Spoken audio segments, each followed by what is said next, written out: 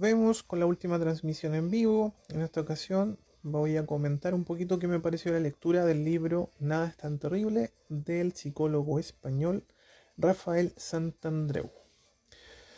Es un libro de edición rústica, deben haber quizás ediciones en tapadura, creo que hay algunos, no sé si todos. Viene una pequeña biografía del autor. En la parte de atrás encontramos otros libros del autor. Quizás me los compre en algún momento, no lo sé todavía, porque igual quedé un poco decepcionado del libro, la verdad. Y nos presenta, ahí está el psicólogo, es un reconocido psicólogo cognitivo. Dice que en este libro vas a encontrar las herramientas para dejar de preocuparte, disfrutar más intensamente la vida, tener cero complejos, adquirir carisma, desactivar a las personas difíciles y acabar con todos los miedos. Además, también te enseña a eliminar ataques de ansiedad y mindfulness de tercera generación. Ya se supone que es un libro terapéutico. Ahora, la verdad, no lo sentí tan terapéutico. Entrega algunas herramientas, obviamente, pero creo que no es lo mismo leer un libro que trabajar en un espacio terapéutico, adaptar todo lo que aparece acá a la vida personal de uno. Siento que de repente él ve la vida de una forma demasiado sencilla, demasiado fácil, lo que podría también hacer, por ejemplo, a un paciente con una depresión sentir que su vida quizás es más difícil aún de lo que lo piensa, de tan sencillo que este psicólogo le dice que es. Em, Creo que es mucho ruido para pocas nueces. Con esa impresión me quedo. Hay capítulos que son bastante redundantes, da vuelta en lo mismo. Vamos a ir revisando estos capítulos para que vayamos viendo. Hay una primera parte que es más conceptual, nos dice todo lo que debes saber. La segunda parte es un poquito más práctica, a pesar de que, como se fijan ahí, se supone que vienen ejercicios al terminar cada parte, aunque esos ejercicios son solo imaginarte en situaciones, en una especie de eh, mindfulness o autoverbalizaciones positivas. Y en la tercera parte trabaja un poquito acerca de los ataques de ansiedad, que era lo que más me interesaba buscar, pero como les digo, es muy poco lo que me agrega a mi formación. Creo que hay buenas historias, todos los capítulos empiezan con una historia, un cuento. A mí me gusta mucho ocupar cuentos en mis terapias con mis pacientes. Y esos cuentos obviamente se ligan con lo que trata de conversar en la terapia. Nos dice, por ejemplo, que el objetivo de este libro es ser personas alegres, capaces de activar la droga interior del éxtasis, felices, independientes de las situaciones, rebosantes de serotoninas y con una gran sensación de abundancia. Lo primero es los 5 pasos que él dice que uno tiene que lograr para ser una persona alegre. Entonces dice que uno tiene que ser alegre como una monja de clausura, ser capaces de activar las drogas del éxtasis como los artistas, ser felices como los grandes viajeros, estar rebosantes de serotonina como los niños en un parque de atracciones y vivir la abundancia como los jóvenes llenos de vida. Al final de cada capítulo se van a encontrar un recuadro que es un resumen bien concreto, bien sencillo de lo que se abordó durante el capítulo. De hecho, tú podrías leer los cuadros y ahí está la información que da el libro. O sea, no hay más. Como digo, si te gustan los cuentos, puedes encontrarte algunos buenos cuentos, pero en realidad lo que dice me parece bastante eh, superficial de repente, demasiado facilista, demasiado populista. Creo que hay mejores formas de hacer una terapia y este libro creo que no lo es. Una de las bases que muestra, por ejemplo, es que debiésemos estar enfocados siempre en renunciar y crear. Renunciar a todo en la vida, ya desde la vida misma, las personas que están en ella, las situaciones que no podemos controlar. Y luego dice, a partir de esta realidad que tú tienes, tienes que tratar de crear un marco nuevo desde el cual vas a observar las situaciones. Y este tiene que ser un marco, como dice ahí, desde la alegría y el aprendizaje. Es un libro bastante desde la psicología positivista y humanista, que como les digo, para una persona, por ejemplo, con una depresión o una persona con estrés o con rasgos ansiosos muy profundos, le puede resultar un poco chocante estas soluciones tan facilistas que le entrega este autor. Otro ejemplo dice: mientras más renunciamos a cosas, vamos a tener mayor abundancia. Si soltamos todo lo negativo de nuestras manos, vamos a ser capaces de recibir más cosas positivas en nuestra vida. Hay algunas frases que marqué, como por ejemplo: el ser humano es el creador del significado de lo que nos sucede. Yo trabajo desde un modelo cognitivo conductual en mis sesiones, así que hay ciertas cosas con las que obviamente voy estando de acuerdo, y otras con las que la verdad no me sentí tan identificado o no abordaría las situaciones de la misma forma en las que lo aborda este autor.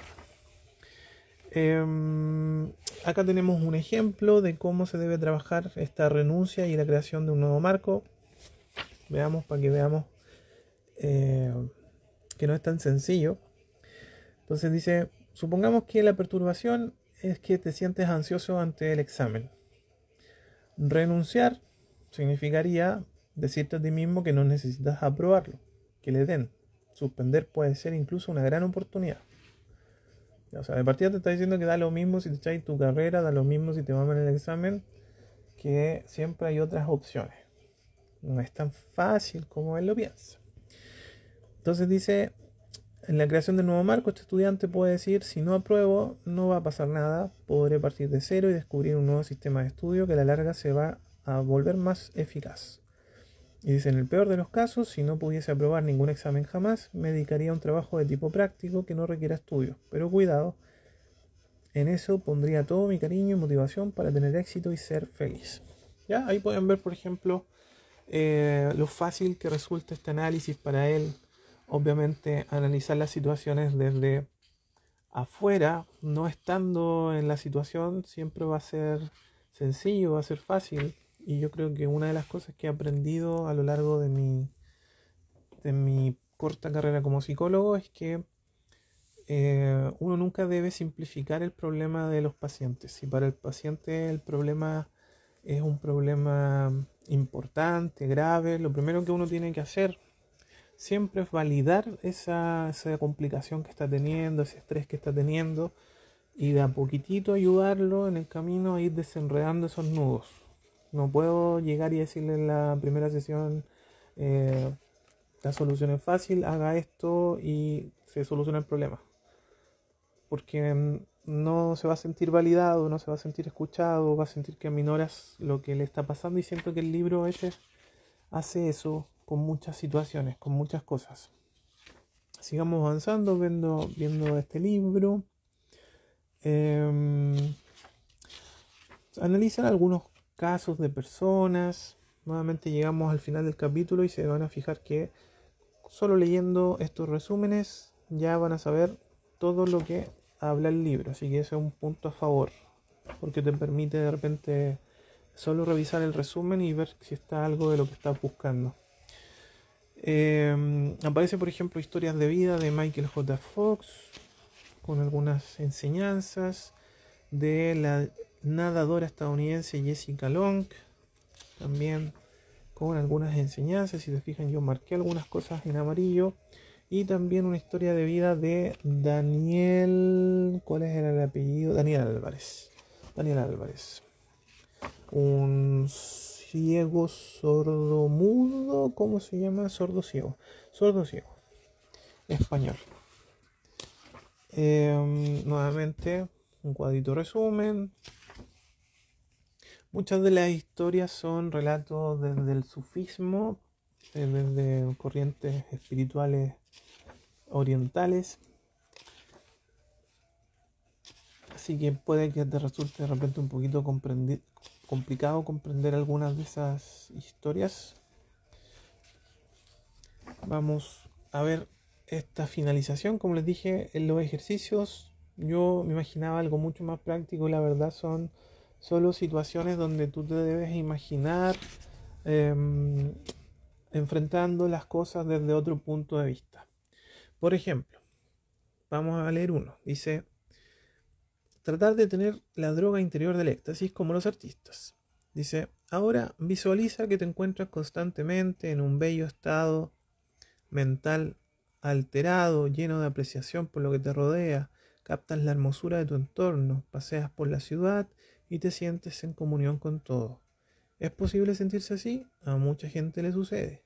La gente fuerte y feliz es la que nos vamos a convertir.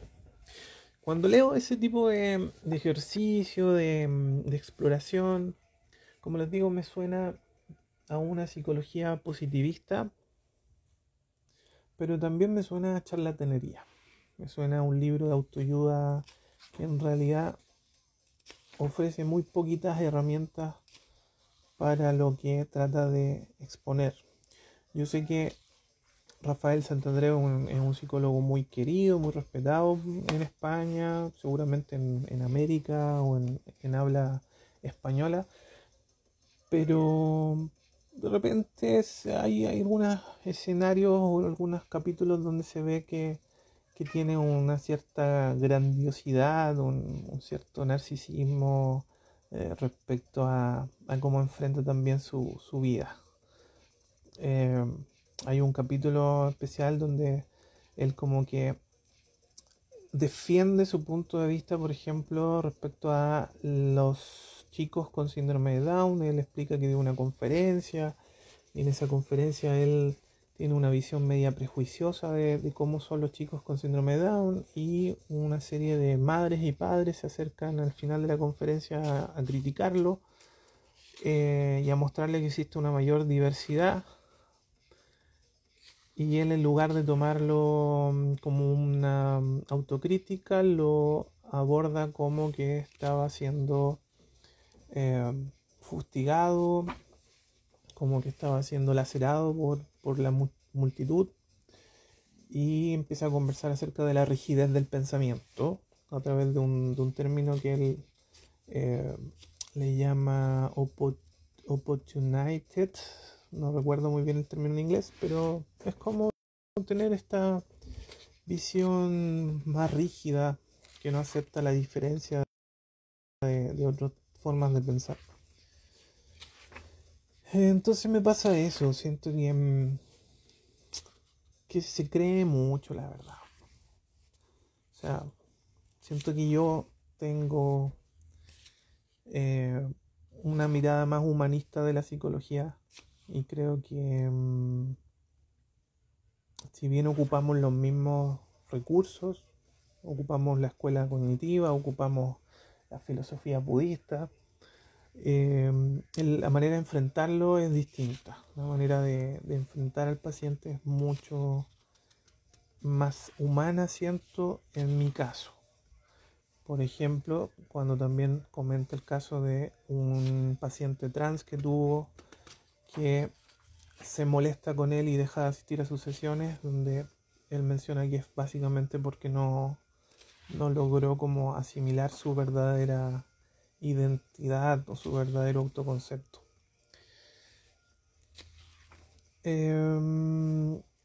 Sigamos viendo. Por ejemplo, aquí estaba lo que le estaba comentando, el caso del joven transexual. ¿Ya? Entonces hay algunos comentarios, algunas formas de ver la vida o ver a los pacientes que no me agradó mucho. Es un libro fácil de leer, pero como les digo, no les va a entregar más que esto que está aquí en el resumen de cada capítulo. O sea, consíganselo, búsquenlo, si pueden en internet, sáquenle una captura a esto, guárdenlo, mastíquenlo y adáptenlo a sus necesidades transfórmenlo, no se queden tampoco con un conocimiento estático. Yo una de las cosas que más les pido a mis pacientes es que tampoco se queden con todo lo que yo les entrego, sino que tienen que tomar eso y modificarlo, adaptarlo a su realidad, eh, construir también su propia terapia. A mí me gusta mucho que el paciente sea activo y logre también, en primer lugar, volverse amigo de su enfermedad, de su problema, de su forma de ver la vida, y en segundo lugar, encontrar herramientas en sí mismo para poder salir de ese problemático, de esa visión. Aparecen algunas entrevistas de las que recuerdo. Hay una entrevista con una persona que estuvo en la cárcel que le llama la atención a él por tener una actitud tan positiva frente a la vida. Y también hay una entrevista con un sacerdote que nos conversa acerca de la aceptación total del otro, independiente de lo que haya hecho o cometido en su vida. Seguimos avanzando. Veamos otro gráfico para que lo analicemos. Por ejemplo, acá nos habla acerca de que debemos construir desde abajo y avanzar en todos los terrenos. Estar bien tal como estamos. O sea, partir desde nuestra realidad. Y dice que si avanzamos en todos los terrenos vamos a estar genial en más y más situaciones difíciles.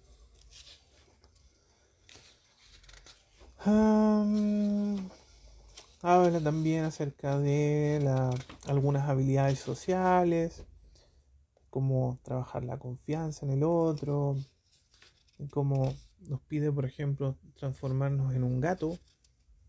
Vamos a leer esto que dice aquí. El ejemplo de los gatos nos enseña que la base de las relaciones no tiene que ver con hablar, rendir, ser gracioso o lo que sea, sino en acompañar de forma armónica o tan solo acompañar.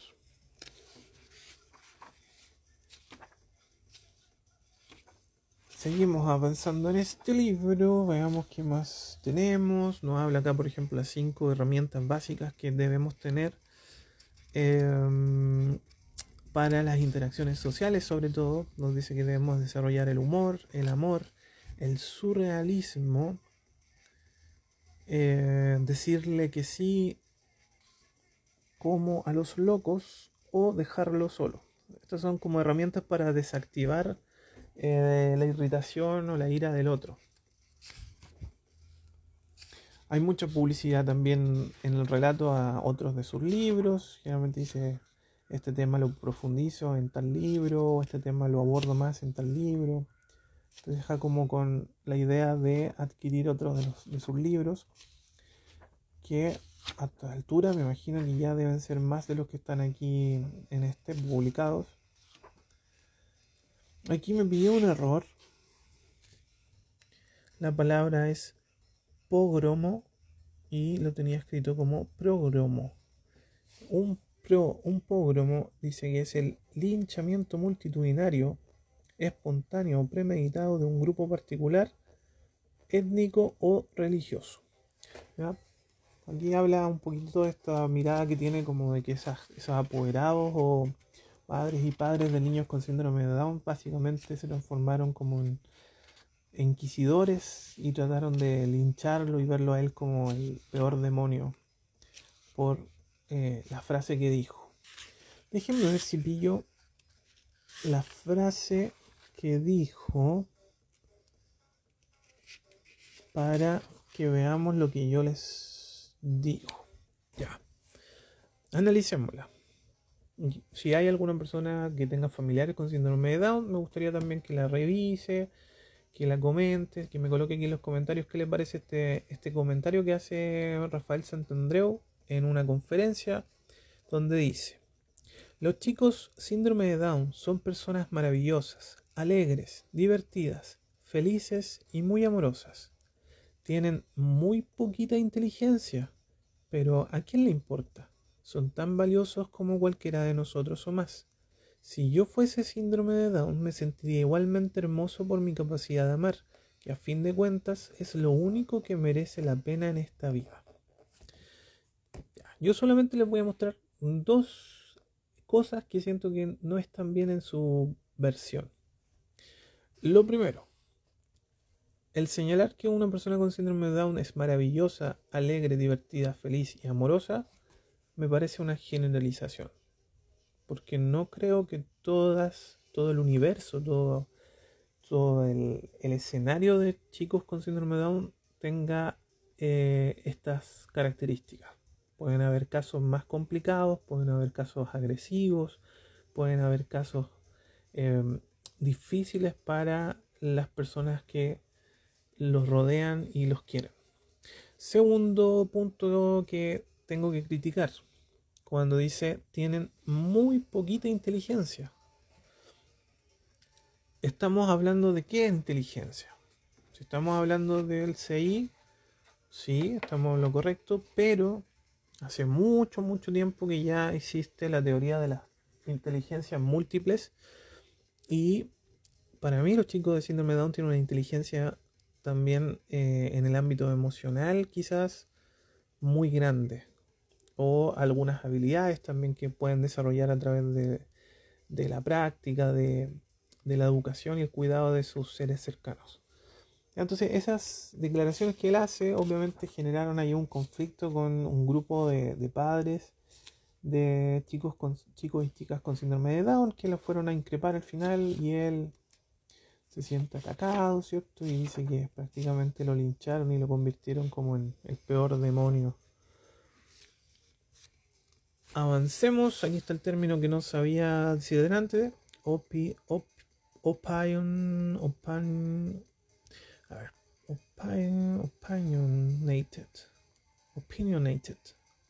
opinionated, creo que se pronuncia, que es una persona que es dogmática o terca, cerrada de mente. Sigamos para que lleguemos ya al final, donde aparece cómo trabajar las crisis de pánico, que la verdad propone bastante poquito.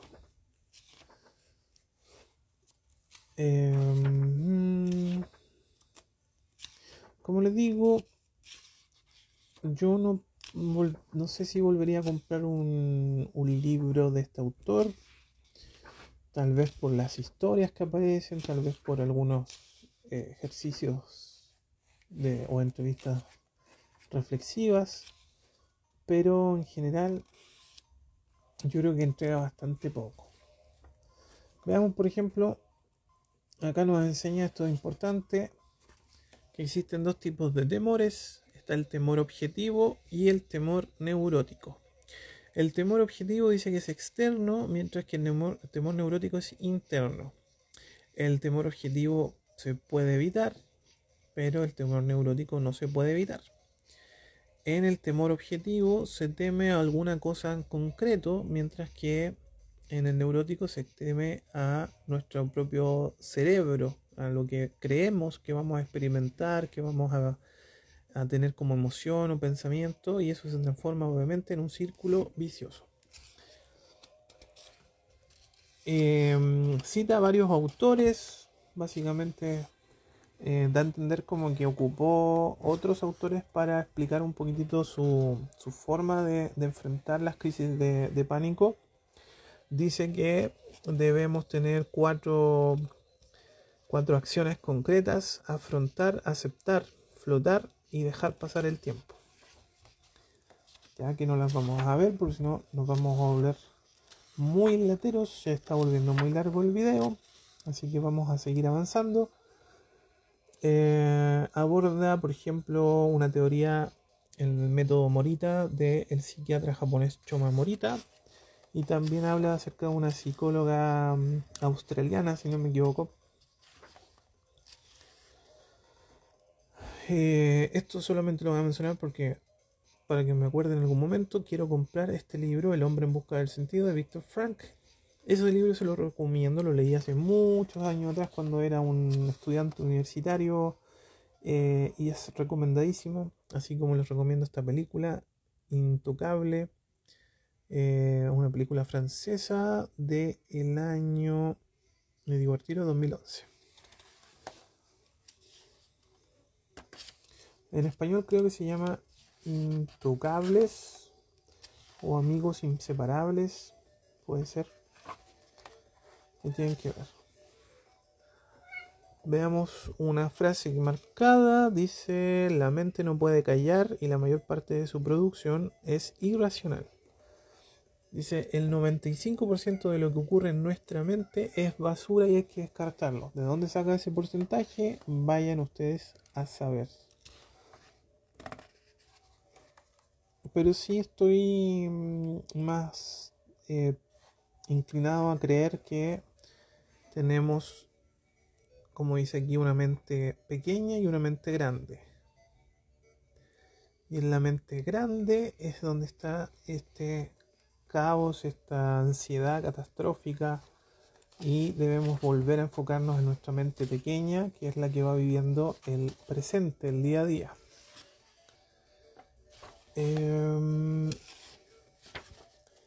Y partimos con ya el último capítulo. Veamos, por ejemplo, otra frase importante que me gustaría que también tengan con ustedes. El objetivo del diálogo interno es controlar el mundo externo. O sea, una vez lo conversé con una paciente, tenemos que en la adultez llegar a autorregularnos, controlar sobre todo nuestras acciones en primer lugar, luego nuestros pensamientos y en último lugar nuestros pensamientos. Y para eso es súper importante el diálogo interno que tenemos con cada uno de nosotros. Y llegamos ya al final del libro. Cualquier comentario, cualquier duda que tengan, la pueden dejar en comentarios. Y eso, vamos a ver qué otras lecturas vienen más adelante para ir agregando a este canal. Me despido con: nada es tan terrible. Nos vemos.